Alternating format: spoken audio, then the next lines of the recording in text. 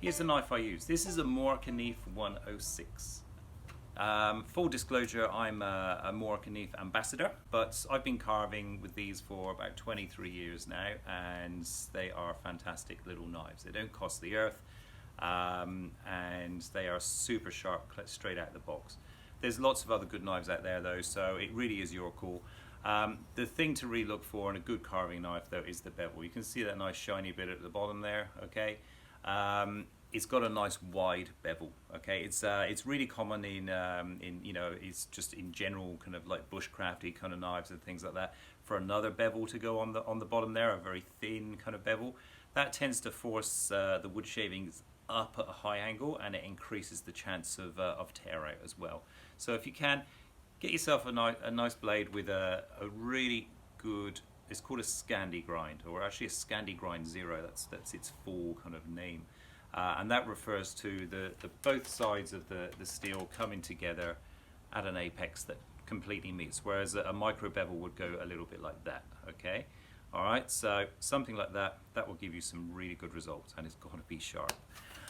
And so for that reason, you really want to go careful, okay? These things here, I know they're not as terrifying looking as the axe, but these are the ones that will do some damage.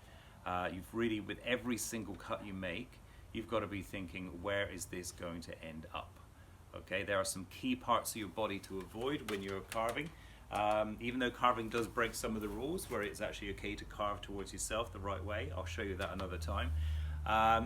But really the best bit of advice I can give you early on is to go slow, okay?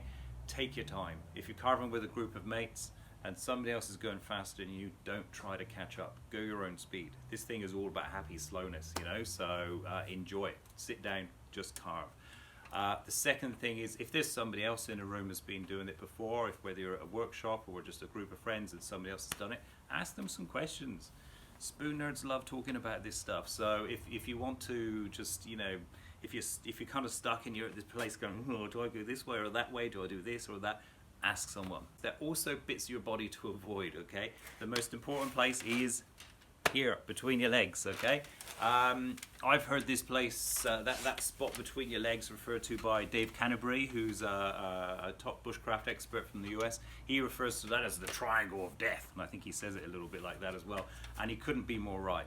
Inside there you've got your femoral arteries, okay? You hit one of them with a knife, it's game over, okay? So what you want to do is, instead of carving that in between, I'll move this down a bit actually so you can see. Instead of carving here, which you'll see a lot of people do, I call it the campfire cut. You know, you see people doing this around the campfire, and it's frightening. So they're doing this, it's usually half dark, and they've had about 6 beers, and their femoral arteries are just there. It's disaster waiting to happen. So instead of doing that, do it off to your dominant side, off to the side there. If you've got someone sitting next to you, it's bad form to slash their femoral arteries as well. So just you know, watch out for that too. Okay, so with these butter spreaders, I can actually do this whole butter spreader just using 2 knife techniques, okay? And that's all I'm going to show you here today, all right? So here's the first one. This is a nice powerful cut that helps me deal with this bits here, the sides of the blade, and also the spine and the handle as well, okay? Now remember, we go with the grain, so we're carving from a high point down to a low point, high point to a low point like that, okay? Now the first cut, like I said, this is a nice powerful one. This one here is, you actually lean back into your chair, put your hand just here like this, okay, and lock your arm nice and straight, okay? Now this is just on top of my knee, it's close to this area here, but it's not in it, and it's not going to go because this is locked in place, okay? And I'm just going to bring the butter knife underneath and just come through like that.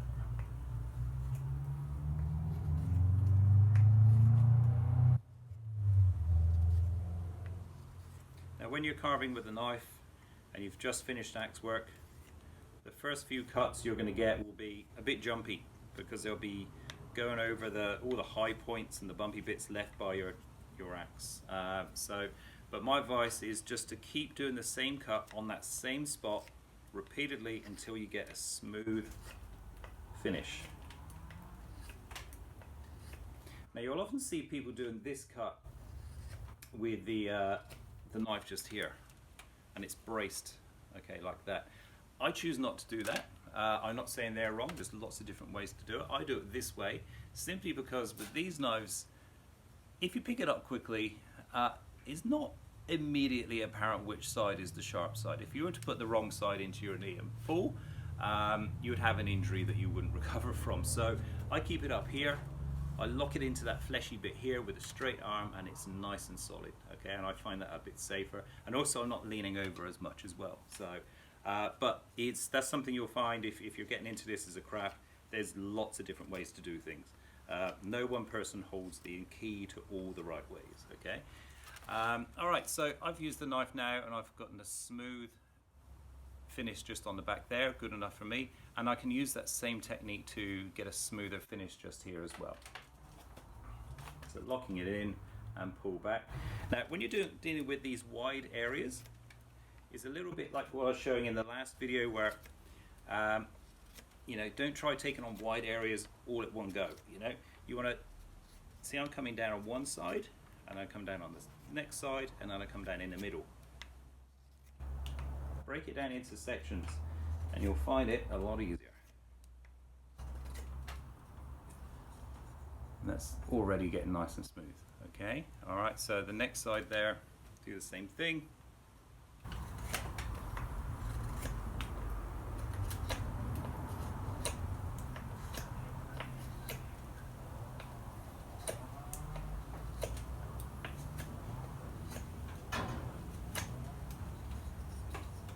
Okay, so I've got a nice smooth finish there.